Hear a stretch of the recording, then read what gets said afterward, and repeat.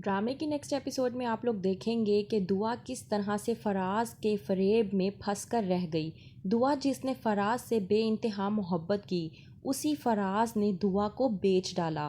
دعا جو کہ چاہتی ہے فراز سے ملنے کے لیے صرف اس نیت سے کہ وہ اس کی ماں سے مل سکے، لیکن فراز اسے غلط جگہ پر لے جا کر اس سے کہتا ہے کہ تم انتظار کرو، میری ماں آنے والی ہے، اور نشیلی آور دوا جوس میں پلا کر اسے بے ہوش کر دیتا ہے، اور ساتھ ہی یہ بھی کہتا ہے کہ تم جیسی لڑکی سے صرف میں محبت کرتا تھا، وہ بھی صرف اچھا وقت گزارنے کے لیے، لیکن شادی ہم لوگ اپنے ماں باپ کی مرضی سے ہی کرتے ہیں۔ دعا جو کہ وہاں پر موجود ہوتی ہے، جب اسے ہوش آتا ہے تو وہ اپنے آپ کو کمرے میں دیکھ کر پریشان ہو کر رہ جاتی ہے۔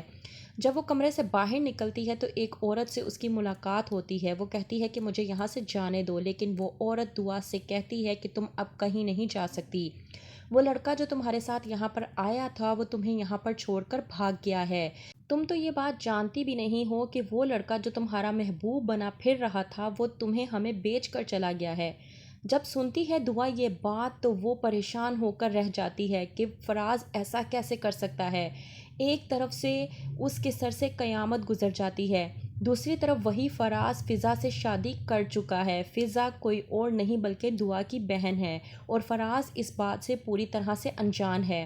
وہیں پر اسلم اپنی بیٹی فضا کی رخصتی فراز کے ساتھ خوشی خوشی کر دیتا ہے، یہ سوچ کر کہ دعا کی وجہ سے اپنی بیٹی فضا کی زندگی کو تباہ و برباد نہیں ہونے دے گا، ایک بیٹی کی وجہ سے دوسری بیٹی کی زندگی کی خوشیوں کو برباد نہیں ہونے دے گا۔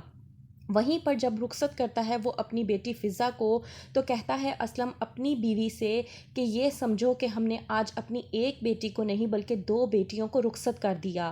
وہیں پر دوسری طرف نوشیروان جو کہ ہاسپٹل میں موجود ہے وہ کہتا ہے جعفر سے کہ پتہ نہیں مجھے ایسا کیوں لگ رہا ہے کہ دعا کسی بہت بڑی مصیبت میں ہے۔ جعفر کہتا ہے کہ آپ یہاں پر ہیں اس وجہ سے آپ کو ایسا لگ رہا ہے، ایسا کچھ بھی نہیں ہے۔ وہیں پر کشمالہ آتی ہے اور نوشیروان کو بے ہوشی کے عالم میں دیکھ کر کہتی ہے کہ آخر کب تک آپ مجھ سے دور بھاگیں گے؟ آپ کی لگام آخرکار کچھ دنوں کے لیے میرے پاس آ ہی گئی، آخرکار آپ جتنا مجھ سے دور بھاگنے کی کوشش کر رہے تھے اتنا ہی آپ میرے قریب آ گئے ہیں۔ نوشیروان یہ تمام تر باتیں سن لیتا ہے اور جاگ کر کہتا ہے کہ یہ آپ کی غلط فہمی ہے، ایسا کچھ نہیں ہونے والا۔ کشمالہ کہتی ہے نوشیروان سے کہ میں آپ سے اس قدر محبت کرتی ہوں کہ آپ کے ساتھ اپنی پوری زندگی گزارنا چاہتی ہوں، آپ کے ساتھ جینا چاہتی ہوں۔ وہیں پہ نوشیروان کشمالہ کو جواب دیتا ہوا کہتا ہے کہ میں بھی جینا چاہتا ہوں لیکن کسی اور کے ساتھ۔ دوسری طرف دعا جس جگہ پر موجود ہوتی ہے وہاں پر پولیس آ جاتی ہے اور شور مچ جاتا ہے کہ ریڈ پڑ گئی ہے۔ وہاں سے تمام تر لڑکیاں بھاگنے کی کوشش کرتی ہیں لیکن پولیس آ کر تمام تر لڑکیوں کو اریسٹ کر کے اپنے ساتھ پولیس اسٹیشن لے جاتی ہیں۔ دعا جو کہ پہلی بار پولیس اسٹیشن گئی وہ سب کچھ دیکھ کر حیران و پریشان ہو کر رہ گئی ہے کہ آخرکار یہ سب کچھ کیا ہو رہا ہے۔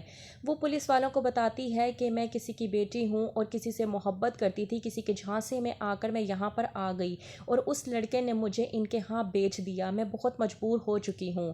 پولیس والے لڑکی کی بات پر یقین کر کے اسلم کو فون کرتے ہیں اور کہتے ہیں کہ آپ اسلم میاں بات کر رہے ہیں۔ اسلم پریشان ہو جاتا ہے اور کہتا ہے کہ آپ آخرکار کون ہیں؟ اسلم کی اس بات کا جواب دیتے ہوئے انسپکٹر کہتا ہے کہ آپ کی بیٹی ہماری حراست میں ہے۔ جب اسلم یہ بات سنتا ہے تو وہ سن کر دنگ رہ جاتا ہے۔ آتا تو ہے وہ پولیس اسٹیشن میں دیکھنے کے لیے کہ آخرکار دعا نے کون سا رنگ کھلایا ہے۔ وہیں پر جب آتا ہے اور پولیس انسپکٹر سے بات کرنے کی کوشش کرتا ہے تو پولیس انسپکٹر اسلم سے کہتا ہے کہ آپ مجھے شریف نظر آتے ہیں اس لیے میں آپ کی بیٹی کو چھوڑ دیتا ہوں۔ وہیں پر اسلم انسپکٹر سے کہتا ہے کہ یہ میری بیٹی نہیں ہے۔ دعا جب سنتی ہے اپنے والد کے منہ سے یہ الفاظ کہ وہ ان کی بیٹی نہیں ہے، اس پر تو جیسے کوئی قیامت ہی ٹوٹ پڑتی ہے۔ وہ جا کر اپنے باپ کے پیروں پر گرتی ہے اور بہت زیادہ منت سماجت کرتی ہے کہ مجھے معاف کر دیں، میں مر جاؤں گی۔ لیکن اسلم اپنا پاؤں چھڑواتے ہوئے کہتا ہے کہ تم پہلے ہی میرے لیے مر چکی ہو، اور یہ کہہ کر وہاں سے چلا جاتا ہے۔ کیا ہوگا آگے؟ کیا اسلم دعا کو معاف کر پائے گا یا پھر شروع ہوگا دعا کی زندگی کا ایک نیا سفر، وہ بھی نوشیروان کے ساتھ؟ کیا ہوگا آگے؟ مزید جاننے کے لیے دیکھتے رہیے جاں نثار۔